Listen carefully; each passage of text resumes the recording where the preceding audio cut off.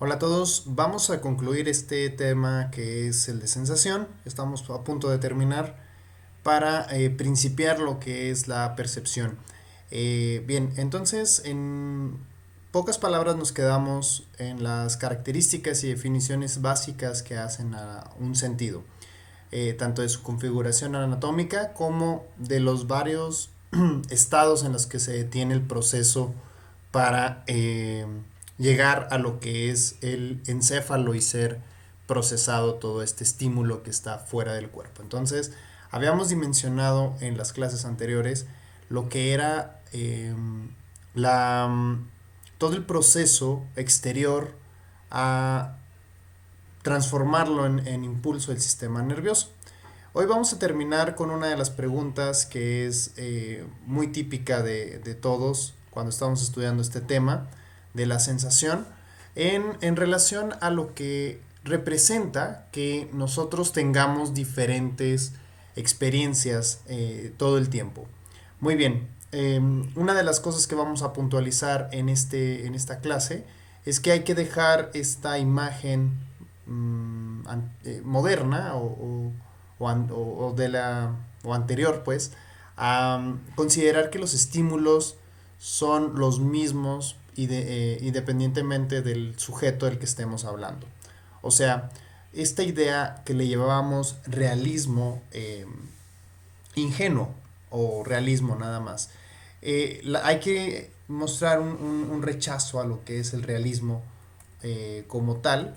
La idea del realismo pues es esta noción de que con los sentidos nosotros tenemos experiencias muy parecidas, en el sentido de que los estímulos son los mismos fuera de nuestro cuerpo. Sin embargo, vamos hoy a revisar a uno de los autores más retomados dentro de esta faceta de la sensación. Es un autor que poco a poco se relee mejor sobre su concepto de Umwelt. Esta palabra alemana no tiene una traducción como tal. Eh, eh, Se traduce como medio ambiente. Sin embargo, lo que quiere externar el concepto de Umwelt es propiamente la experiencia propia. ¿Sí? Es prácticamente considerar que lo que nos ocurre nada más nos puede ocurrir a nosotros por las características de nuestros órganos que tenemos. Entonces, esta es la definición de Umwelt, la que ustedes encuentran aquí abajo. Se define como el epicentro del proceso dialéctico entre comunicación y significación. Este autor alemán lo que trata de plasmar en este concepto es Jacob von Umwelt, ahí se lo pongo el nombre. Este es el sujeto que aparece aquí en la, ¿cómo se llama? En la imagen. Y es un autor alemán que esta palabra, pues les digo, ha revolucionado actualmente lo que se considera por estados sensoriales. Entonces, el Umwelt es propiamente la justificación para decir que las experiencias que tenemos son únicas y que no se pueden replicar. Entonces, esta es el apellido. Tiene un apellido bastante impronunciable. Esta es una Uexkull. Bueno, entonces la teoría de este autor con el Umwelt es para justificar que nosotros tenemos una disposición particular por cada sentido que tenemos con una conexión con lo que está fuera de nosotros. Este diagrama lo ejemplifica en donde pues es esta idea de que el estímulo está fuera de nosotros, pero no solamente son los órganos que los capturan, sino la configuración que tenemos de esos órganos. Entonces, a eso se refiere con el epicentro del proceso dialéctico. El proceso dialéctico son dos áreas o dos entidades, lo que está fuera de nosotros, lo que entenderíamos como estímulo y lo que entenderíamos también como esta interioridad o esta parte corporal. El cuerpo es prácticamente la disposición que tenemos para la experiencia de las estímulos. Entonces, por eso esta interacción entre comunicación del estímulo y nuestro cuerpo, pues elabora lo que es una significación. Entonces, la teoría de este autor nos deja muchas preguntas de lado. Entonces, la conclusión o lo que quiero empezar a tocar con ustedes en esta clase es que cada entidad biológica tiene una forma particular de experimentar el mundo. ¿Cómo sabemos eso? Ah, pues por las características corporales.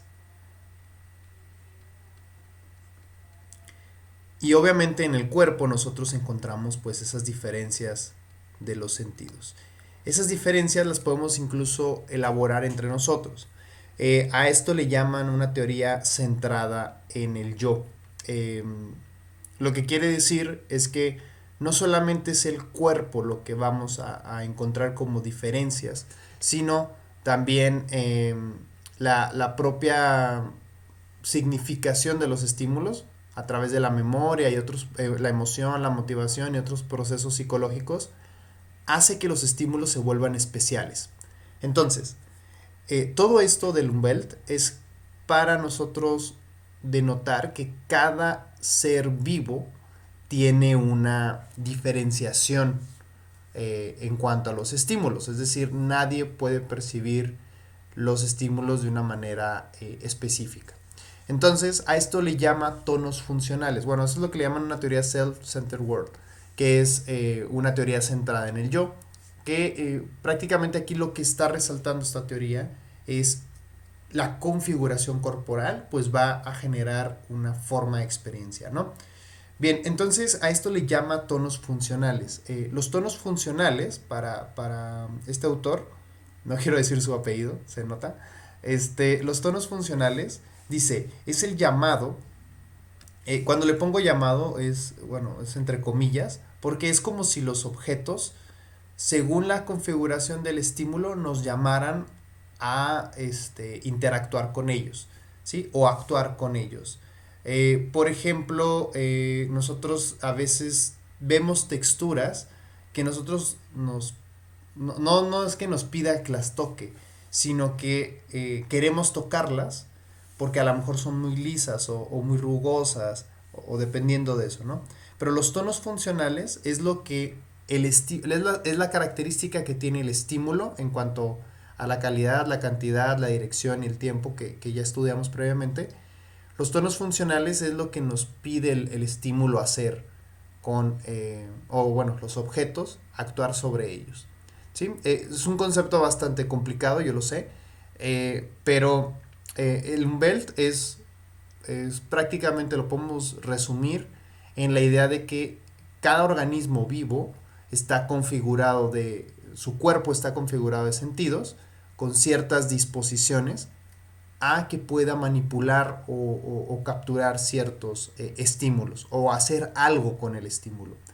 Y de ahí viene esta idea del Umwelt. El tono funcional es lo que nos pide hacer el objeto. Ya sea que lo toquemos, que lo movamos, que lo traslademos, ¿sí? Esos son como varias cosas. Los tonos funcionales es, así como tienen los sentidos, los órganos, una disposición a ciertos estímulos, hay estímulos que tienen disposiciones para ciertos órganos y eso le llaman tonos funcionales, ¿ok? Entonces tenemos dos conceptos aquí clave, el Umwelt y los tonos funcionales. Y si tienen todavía dudas, pues aparte de pausar el video, la conclusión a la que quiero llegar en este tema es que cada entidad biológica tiene una forma de experimentar el mundo, ¿ok? Es a través de este Umwelt y de los tonos funcionales. Muy bien, entonces, una de las preguntas que casi siempre salen para nosotros explicarnos el tono funcional, pues viene en este libro que se llama Dentro de la mente de un perro, o En la mente de un perro, o Inside of a Dog, de mi psicóloga favorita, Alexandra Horowitz, ahí la ven. Y normalmente a veces nos preguntamos por qué mordemos plumas o por qué podemos nosotros manipular una taza de café, o bueno, la taza como objeto, no lo sé, o por qué se nos acomodan ciertas plumas y otras no, etcétera, etcétera. O por qué cierto objeto nos llama más la atención a tocarlo o a tenerlo, ¿no? Entonces es por esta cualidad de los tonos funcionales. Cada organismo, como tiene sentidos diferentes, tendrá tonos funcionales distintos para los objetos. Es decir, como si los objetos nos llamaran la atención para manipularlos. Y normalmente este es un caso muy común de los perros, o los gatos con los cartones y las alfombras donde utilizan sus manitas, bueno, sus patas, perdón, para estirarla y afilar las garras. Eh, casi nos hacemos esta pregunta de por qué los perros muerden los zapatos. Y es porque el zapato tiene muchos tonos funcionales a los sentidos de los perros. Recuerden que los perros, o al menos en este libro de Alexandra Horowitz, nos los hace notar, pues se guían obviamente por el sentido más especializado que tienen, que es el olfato, y a través del tacto de la mandíbula, o de las mordidas de la mandíbula, pues ellos establecen contacto con ciertos objetos. Por eso a veces pensamos que los perros toman, como nosotros lo decimos con las manos, a lo que los perros pueden hacer con el hocico. O sea, también nosotros identificamos como una mano en su hocico, ¿sí se fijan? O sea, hay una descripción muy rara de lo que nosotros entendemos por extremidad, porque el perro toma cosas con el hocico y no con las patas, ¿no? O sea, ese es nuestro tono funcional sobre lo que es el perro. Para que no se confundan, pues en este ejemplo de un tono funcional, la razón por la que los perros muerden los zapatos es porque el zapato, o sea, tratemos de pensar en el umbelt o en la experiencia, ¿sí?, del perro con los sentidos que tiene. Y el zapato, si lo dejamos de ver como zapato, como un objeto humano, y lo empezamos a ver como objeto canino, pues el zapato es blando, el zapato huele chistoso o ha de oler a nuestro sudor, por la propiedad de ser blando y de tener así como lo pueden ver en la fotografía de este Beagle, y al tener una configuración o una medida, un volumen muy parecido al que el perro puede tener en el hocico, pues comienza a morderlo. Los materiales que tienen, pues también son muy masticables, ¿no? Ese sería la masticabilidad, sería el tono funcional para que el perro tomara eso para morder. A veces nosotros como humanos trasladamos motivos o intenciones humanas a los perros y creemos que son como malos o vagos por morder objetos. Pero no, son solamente tonos funcionales que tienen estos objetos para los perros. Por eso les llaman la atención a masticarlos, ¿sale? Pero si nosotros nos ponemos en la mente del perro y tratamos de ver el mundo como el perro lo ve, pues vamos a encontrar que el perro encuentra, o si pensamos como perro, o atribuimos estos estados como los sentidos que tienen los perros, pues encontramos en el zapato una riqueza sensorial muy grande para el perro. ¿Ok? Entonces, esa es la razón por la que los perros muerden zapatos, por los tonos funcionales que tienen los zapatos en los perros, ¿no? O sea, su masticabilidad por los materiales, por el olor, pues seguramente es un candidato principal para ser un objeto mordible y destruible por estos perros o estos seres. Entonces, lo que vamos a discutir de centro es el problema de las otras mentes, que ustedes ya conocen por las materias de filosofía. Este problema traído a la luz por el filósofo moderno René Descartes, pues elabora un problema perceptivo muy interesante. ¿Cómo nosotros podemos declarar que las experiencias que tenemos son iguales, tanto las que nosotros mismos tenemos al probar o al experimentar un estímulo, no las podemos incluso replicar. Es decir, aunque yo esté mordiendo un pedazo de chocolate, en diferentes días me puede dar una experiencia diferente, ¿sale?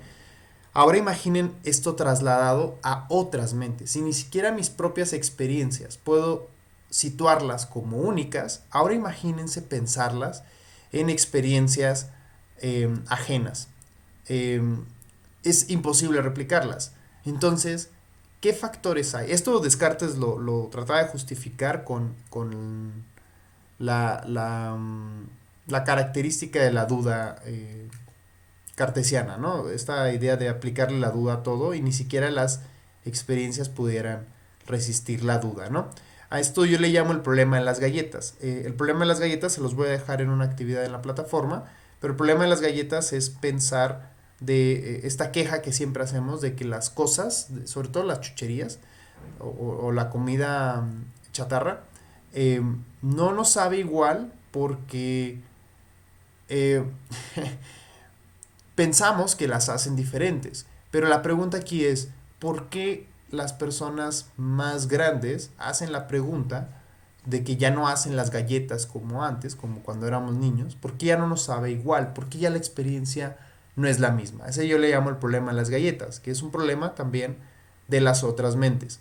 No puedo, el problema de las otras mentes lo podemos situar como no puedo replicar experiencias propias, ¿sí? Pero ni siquiera las mías puedo decir que son iguales, porque tal vez la galleta sí está siendo igual que antes, o a lo mejor lo que ha cambiado son nuestros sentidos. No lo sé, no, o sea, ese es el debate que quiero armar con el problema de las galletas.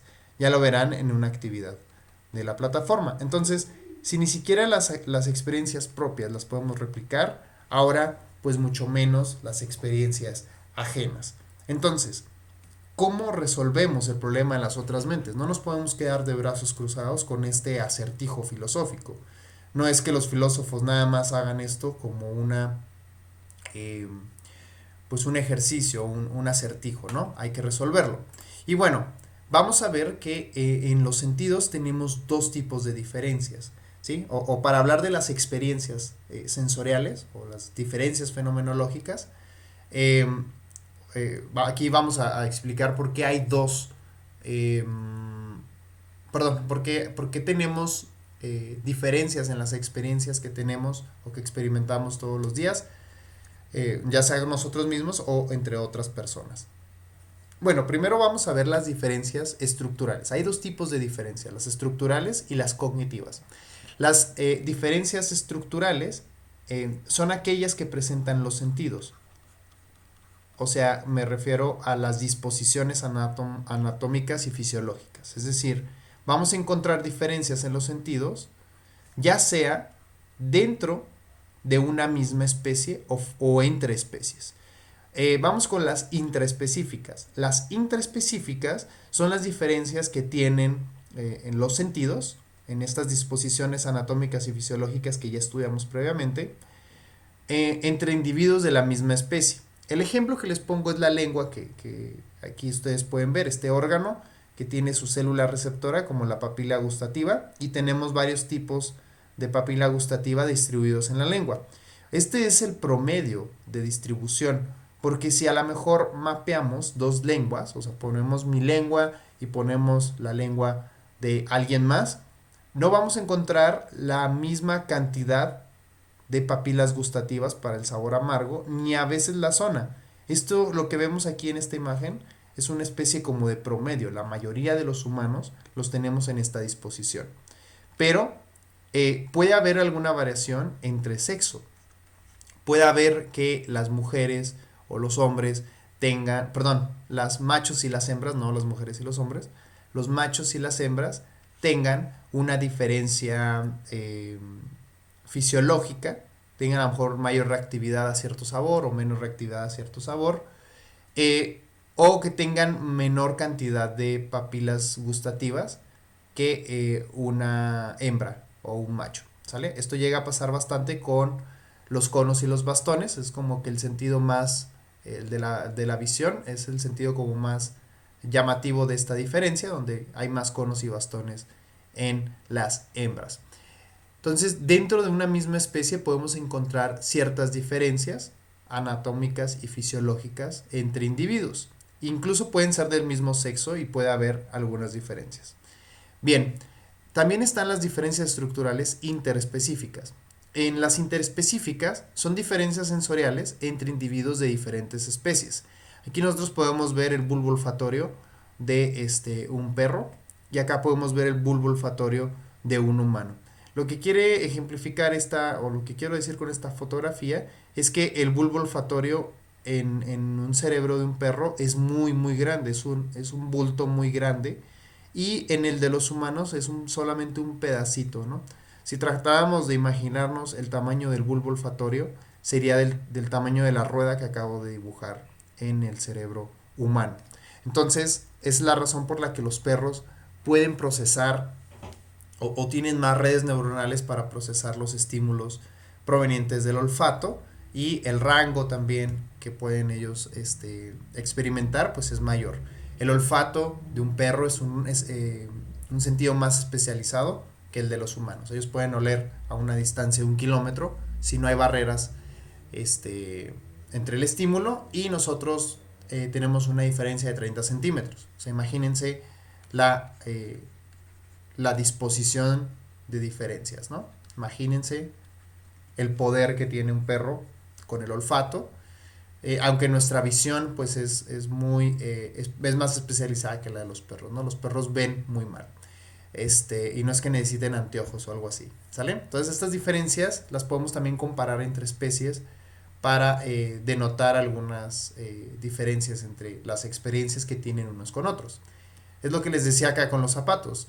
Los perros tendrán una noción muy diferente de ciertos objetos porque tienen sentidos configurados muy diferentes a los de nosotros. Bien, finalmente vamos a ver tres de miles de procesos cognitivos que llegan a pasar para tener ciertas diferencias en las experiencias. Esta es la razón por la cual muchos de nosotros no tenemos la misma experiencia, ni siquiera el mismo estímulo. Por eso el mismo café nos puede saber diferente en un día a otro, ¿no? Aunque sea el mismo café.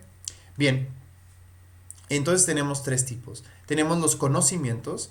El conocimiento es una idea previa a lo que ya habíamos experimentado. Entonces el conocimiento, pues obviamente aquí es un fenómeno cognitivo, y estos tres alimentan la estimulación sensorial.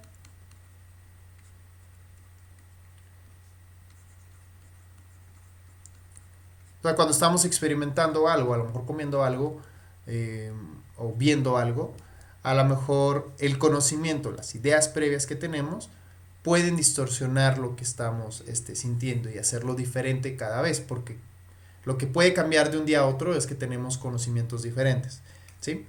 No es lo mismo, a lo mejor la película que veo, mi película favorita, la he visto en diferentes etapas de mi vida, y entre más sé de cosas sobre la película, pues el objeto se vuelve algo diferente, ¿sale? O entre más conozco sobre los objetos, se vuelve algo diferente. Esta es una muy buena referencia para los catadores, por ejemplo. Ellos saben sobre estimulación y ellos saben pues ciertas ideas o ciertas texturas que debe tener el objeto para poderlo apreciar. Si a mí me dan vino, pues me voy a quedar en que me sabe rico y hasta ahí, pero yo no sé por qué sabe rico, ¿no? Entonces un catador, ahí hay una diferencia muy grande entre lo que nosotros experimentamos como mortales. También están las expectativas. Tener una expectativa sobre un estímulo ya condiciona muchísimo lo que pudiera llegar a ser el estímulo sobre nosotros, ¿no? Aquí en el conocimiento pues tenemos varios fenómenos involucrados, desde el lenguaje hasta el pensamiento. En las expectativas, pues las expectativas en sí son un fenómeno motivacional. O sea, que un estímulo, tengamos una idea de que el estímulo tiene que pasar de una forma o tiene que sentirse de una forma, ya condiciona mucho la experiencia. Entonces, personas que tienen una expectativa sobre un estímulo a otro, pues pudieran tener la experiencia diferente, ¿no? Y finalmente las creencias, que también son fenómenos motivacionales. Bueno, motivos motivacionales y emocionales también. Las creencias, pues es prácticamente lo que nosotros sabemos o creemos saber sobre los estímulos, y esto también puede haber una distorsión. Entonces, no solamente son las diferencias entre los sentidos lo que hace diferente a la experiencia del estímulo, sino también lo que nosotros alimentamos con nuestras ideas sobre el estímulo. ¿Sale? Entonces, esta es la razón por la que existen diferencias fenomenológicas, es decir, esta es la razón por la que siempre tenemos experiencias diferentes ante los estímulos, puesto que nuestro contenido cognitivo es diferente, con el cual alimentamos la estimulación sensorial, y a la vez, pues nosotros entre individuos podemos tener diferencias anatómicas y fisiológicas de nuestros sentidos, y obviamente si lo comparamos entre especies, pues vamos a tener que los otros seres vivos tienen configuraciones sensoriales muy diferentes a las de nosotros, y por ello vamos a tener eh, una captación, un procesamiento diferente, y obviamente una representación de lo que nosotros podemos sentir. ¿Ok? Entonces, eso es el tema de hoy. Espero y les haya agradado. Y pues dejen sus comentarios ahí en la plataforma, dudas que tengan sobre la clase, y pues nos estamos viendo.